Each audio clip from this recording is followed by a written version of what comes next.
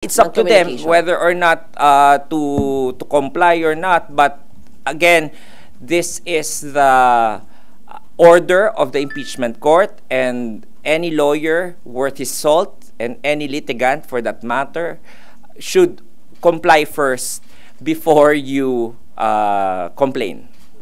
Sir, sabi niyo 7 days has passed, wala silang nasasubmit sa inyo, and particularly there is a need to refile notice of appearance. So are you saying sila yung nagdadrag, sila yung nagpapatagal dahil hindi sila nagsasubmit pa ng kahit ano? As I said, actions speak louder than words, at sa aming mga abogado, mas matimbang po ang ebidensya kesa sa mga salita.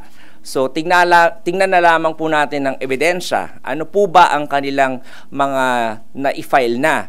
Kahit po yung pagpapareceive nung ordinary notice of appearance lamang po ng depensa ay hindi pa po nila na-receive. Kung prepared na po sila mula pa ng Pebrero, katulad ng sinasabi ni Presiding Officer na what we have to do during this interim time that we are waiting for the convening of the court is to prepare. The Senate has already prepared for these matters. That's why merong nag-receive nung entry of appearance ad coetam nung defense lawyers. Pero sa kanila po, kahapon na itanong sa kanila kung bakit hindi ni-receive, imbis na sagutin po nila, hindi po nila sinagot. Dinivert po nila yung attention at sinabi na wala namang epekto o wala namang ganong mabigat na prejudice na mangyayari kung hindi nila i-receive.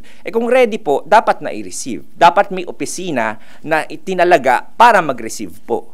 So it seems na hindi po yung impeachment court yung unprepared.